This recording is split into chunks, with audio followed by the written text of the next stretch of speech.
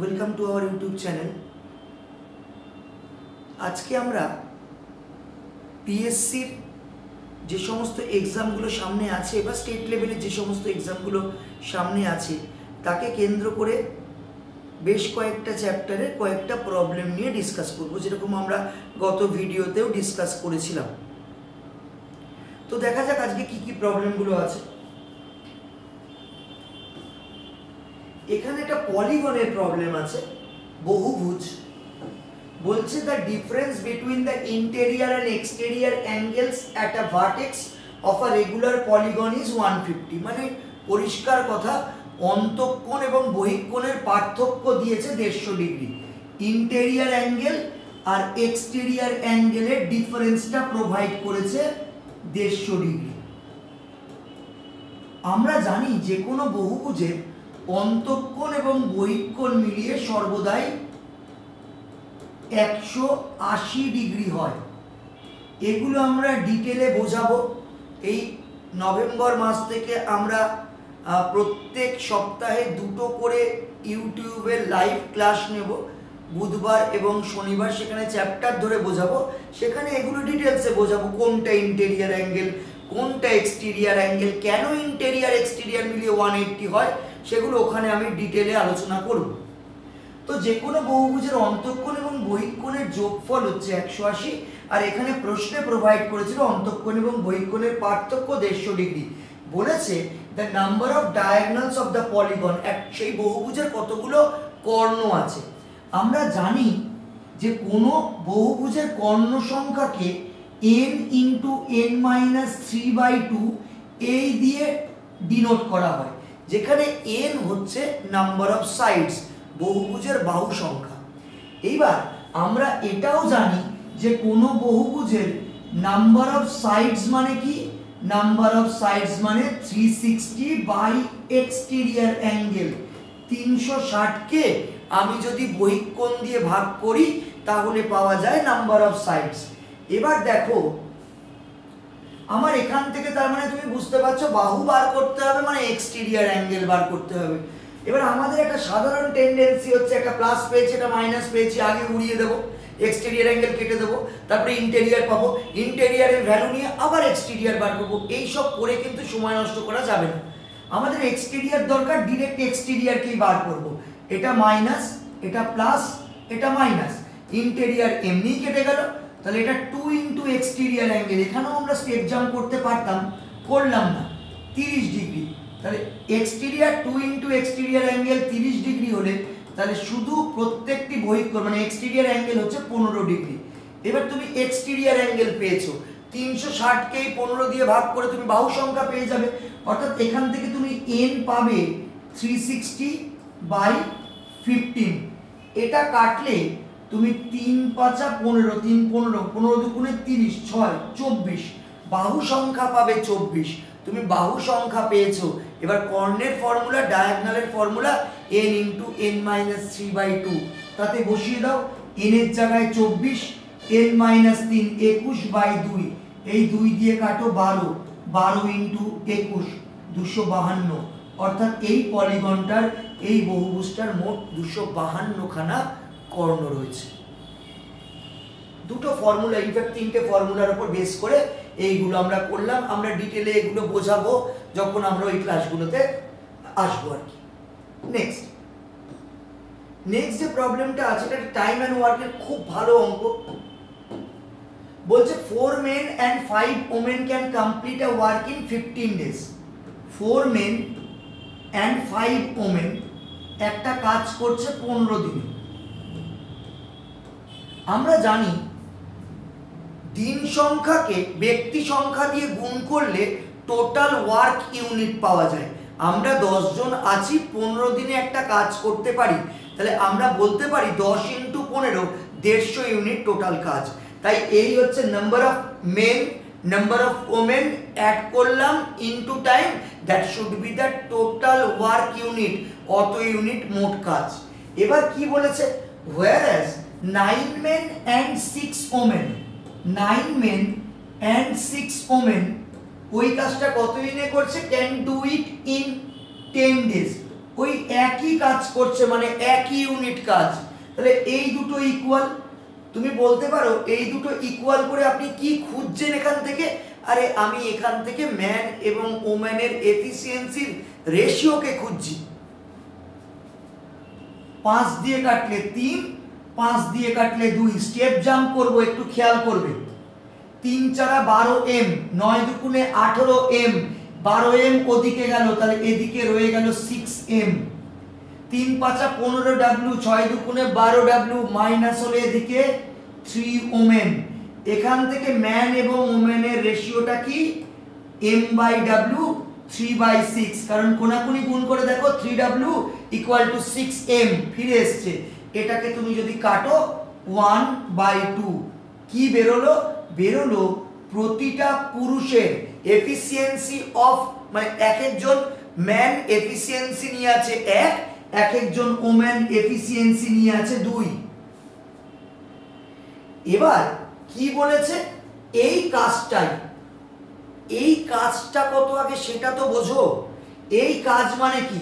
যে কাজটা 4 জন পুরুষ করেছিল, যাদের এফিসিয়েন্সি 1 করে 4, 4 ইন্টু 1 একটু ভেঙে দেখাই, আর 5 জন মহিলা করেছিল 2 এফিসিয়েন্সিতে, 5 দুগুণে 10। কত দিনে করেছিল? 15 দিনে করেছিল। একটা লাইনও করতে পারতাম, ভেঙে দেখালাম। 4 1 4, 5 দুগুণে 10, কত হয়? 4 আর 10, 14 ইন্টু 15। কোনো গুণ করার দরকার নেই, এত ইউনিট টোটাল কাজ। আমি এইভাবে নাও করতে পারতাম, মুখে মুখেও তোমাদের বলতে পারতাম। 1 করে 4 মানে 4, 5 দুগুণে 10, 10 4 14, 14 ইন্টু 15, এটা টোটাল কাজ। এবার বলছে এই টোটাল কাজটাই, এই 14 ইন্টু 15 ইউনিট কাজটা কি হচ্ছে ভালো করে বোঝো। বলছে to complete the same work in 7 days, 7 দিনে যদি এই কাজটা শেষ করতে হয়, how many women should assist 4 men? How many women should assist 4 men? 4 জন পুরুষকে কতজন মহিলা অ্যাসিস্ট করবে আগে বোঝো। 4 জন পুরুষ, তাহলে তাদের এফিসিয়েন্সি 1 করে 4 ইন্টু 1, কতজন মহিলা জানি না, ওমেন ডাব্লিউ লিখে রাখছি। তাদের এফিসিয়েন্সি কত? 2 করে।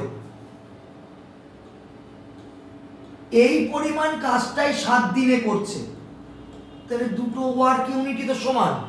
অর্থাৎ 4 জন পুরুষ 1 এফিসিয়েন্সিতে 4 ইউনিট কাজ। কতজন মহিলা জানি না, ডাব্লিউ লিখলাম, তারা 2 এফিসিয়েন্সিতে কাজ করে। তাহলে এই হচ্ছে ওদের মোট এফিসিয়েন্সি, তারা 7 দিনে এই কাজটা কমপ্লিট করবে বলছে। তাহলে ইনটু 7। এটাকে আমি না ভেঙে, এরকম না লিখে মুখে মুখেও করে দিতে পারতাম, কিন্তু একটা অঙ্ক ভেঙে দেখাচ্ছি, যেহেতু এই অঙ্কটা খুব ইম্পর্টেন্ট একটা টাইপ। তোমরা এইভাবে বুঝে নাও, তারপর বাড়িতে তুমি দেখবে এই স্টেপগুলো জাম্প করাই তুমি নিজে পারবে। এই 7 দিয়ে কেটে দাও, 2 হয়। তাহলে এইবার স্টেপ জাম্প করি। 15 দুগুণে 30, এটা 4 1 4, এদিকে আসলো 30 থেকে 4 বিয়োগ করলাম 26, আর এখানে 2w, তাহলে w সমান সমান 26/2, 13। অর্থাৎ এই কাজটা 7 দিনে করতে 4 জন পুরুষকে 13 জন মহিলা অ্যাসিস্ট করবে।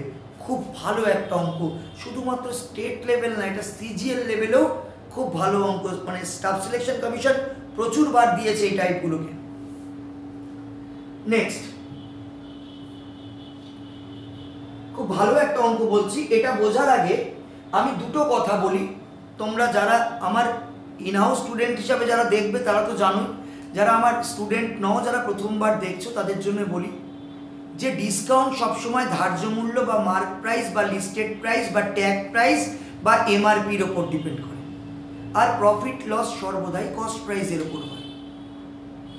মার্ক প্রাইস থেকে ডিসকাউন্ট পার্সেন্টেজটা বাদ দিয়ে যা হয় তাতে বিক্রি করে দোকানদার, কাস্টমার হিসেবে আমি সেটা কিনি। এই হচ্ছে ব্যাপার। এবার বলি, কোনো একটা আর্টিকেলের ওপর, মানে আর্টিকেলের যখন দাম বাড়িয়ে রেখেছি এবং তার উপর যখন ডিসকাউন্ট দিয়েছি এবং সেখানে যখন লাভ হয়েছে, তখন মার্ক প্রাইস এবং কস্ট প্রাইসের রেশিওর একটা সুন্দর মানে অবজারভেশন আছে। কি মনে রাখবে, কোনো একটা আর্টিকেলের মার্ক প্রাইস এবং কস্ট প্রাইসের রেশিও সর্বদাই এটা হয়। 100 plus profit by 100 minus discount. আর আমার এই পরের কথাটাও একটু মাথায় রেখো, একই আর্টিকেলের ওপর এই যে রেশিওটা কখনো চেঞ্জ হবে না।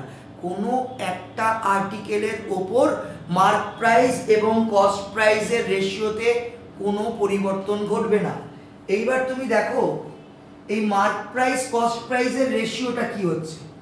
কোশ্চেনে বলছে when a shopkeeper gives 10% discount, যখন 10% ডিসকাউন্ট দিচ্ছেন অন দ্য লিস্ট প্রাইস, এটা না বললেও তোমাকে মানতেই হবে যে লিস্ট প্রাইসের ওপরেই ডিসকাউন্ট পড়ে, মার্ক প্রাইসের ওপরেই ডিসকাউন্ট পড়ে। 10% discount on the list price of a toy, his gain is 20%। 10% discount দিলে 20% লাভ হয়, এইটুকু পড়ে রাখো। 20% লাভ হয়, তাহলে 100 প্লাস 20 120, 10% ডিসকাউন্ট মাইনাস করলে 90, এটা কাটলে 30 দিয়ে 4, 30 দিয়ে 3। অর্থাৎ এখান থেকে আমরা বুঝে গেলাম মার্ক প্রাইস কস্ট প্রাইসের রেশিও এই আর্টিকেলটার জন্য 4/3 এটা হতেই হবে, সব ক্ষেত্রেই হবে। এবার কি বলছে, if he had given a discount of 20%, এবার যদি তিনি 20% ডিসকাউন্ট দিয়ে থাকতেন, his percentage of gain would have been, তাহলে তার কত পার্সেন্ট লাভ হতো? আরে মার্ক প্রাইস কস্ট প্রাইসের রেশিও তো ওটাই থেকে যাবে, ওখানে তো কিছু হবে না। 4/3 কি বলছে, লাভ কত পার্সেন্ট হবে, প্রফিট কত পার্সেন্ট হবে জানি না, 100 এটা জানি, প্লাস পি এটা লিখি, এটার ক্যালকুলেশন আমি করব, কিন্তু আমি ডিসকাউন্টে জানি, ওরা বলছে 20% ডিসকাউন্ট দিচ্ছে, তাহলে এই 100 মাইনাস 20 করব। এই স্টেপটা সিঙ্গেল স্টেপে এই ক্যালকুলেশন আমরা করতে পারি, আমরা এটাই শিখবো এখানে, বোঝাই।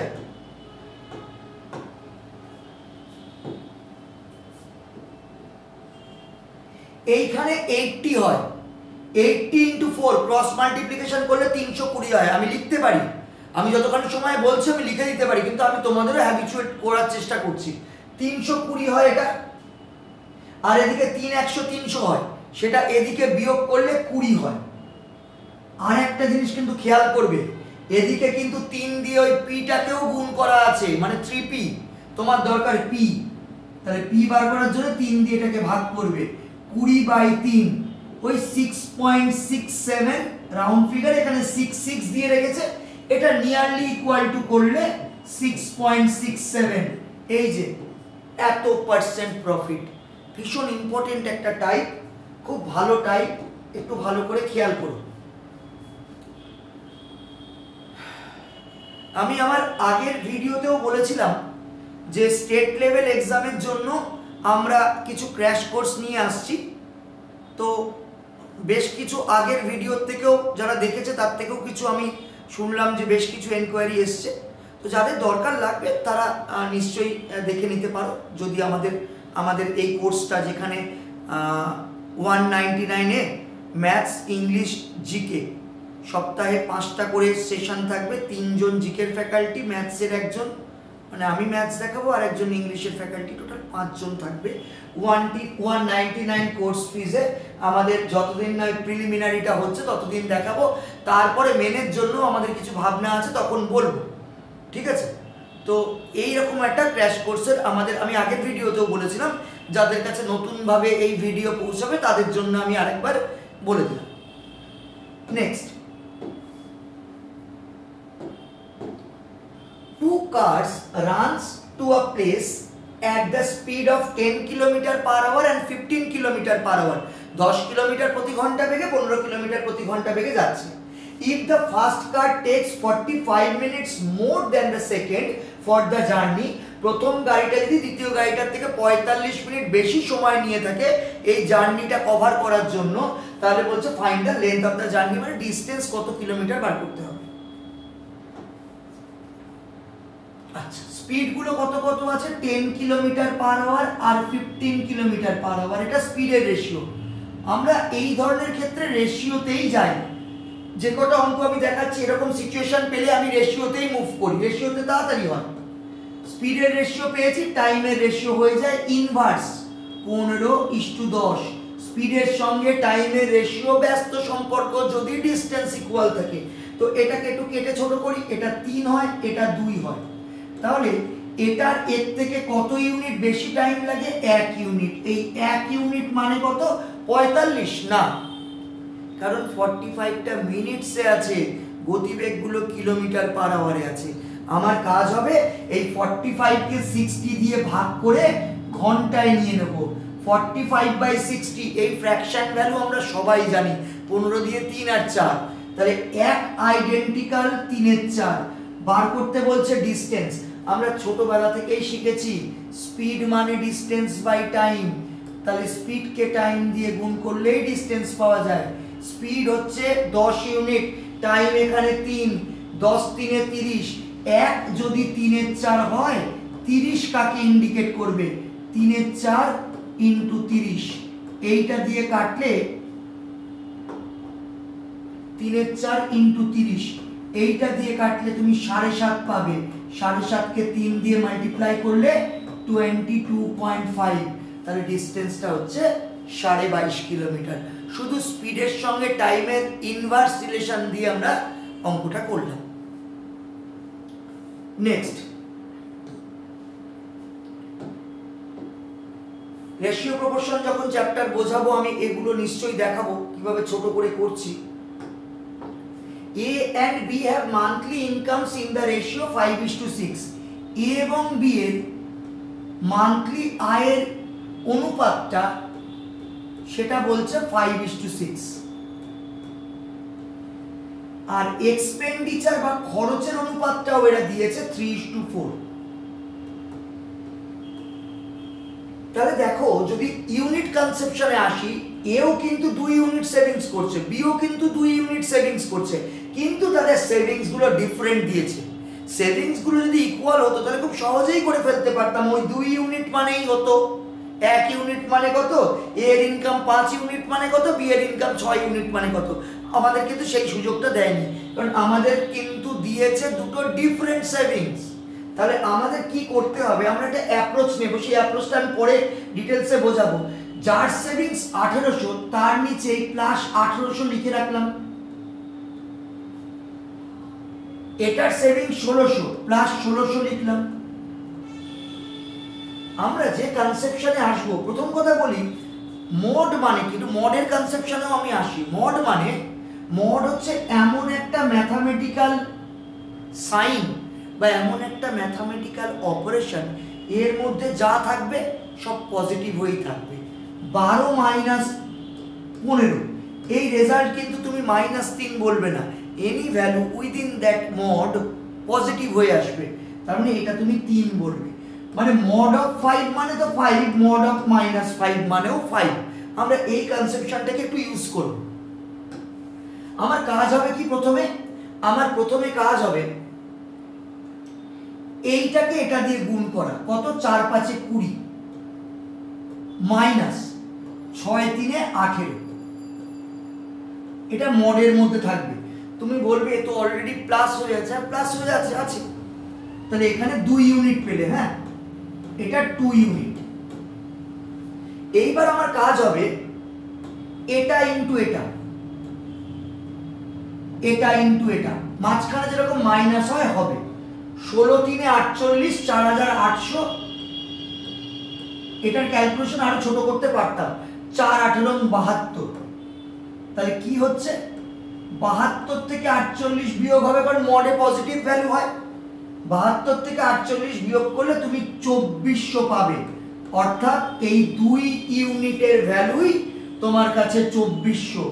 2 ইউনিটের ভ্যালু যদি 2400 হয়, 1 ইউনিটের ভ্যালু হবে তোমার কাছে 1200।